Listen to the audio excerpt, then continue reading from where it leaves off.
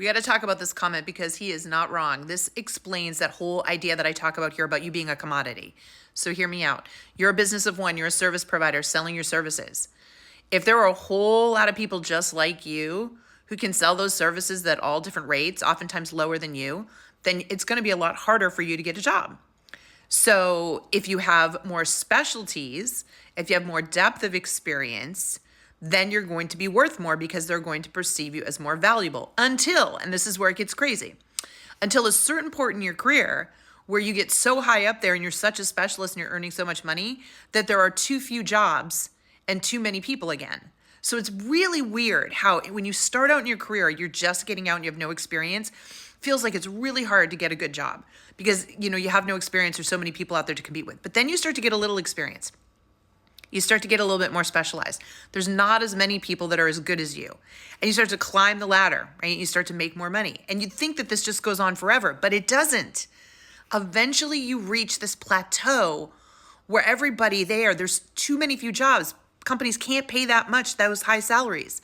And so there are fewer of those high salary jobs that you want with your specialty. But again, there's enough people. It's like playing in the major leagues. You see what I'm saying? It's like playing on a sports team.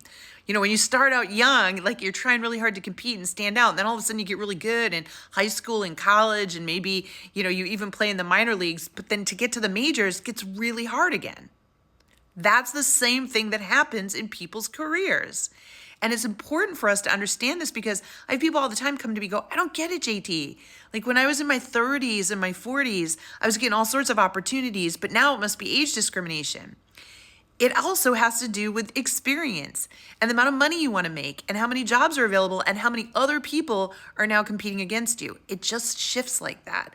And it's hard for people to wrap their head around. So I'm glad you brought this comment up because I think we need to discuss this more and help people understand where are you in that career life cycle and how do you position yourself to stand out based on where you're at. It's not as simple as people think. And this is why I built Work It Daily, because people think job search is so easy. Well, if it was, everybody'd have a job by now. Each one of you is unique. Each one of you has a unique value add. The way you position yourself becomes vitally important if you want the right job opportunities and the right people contacting you.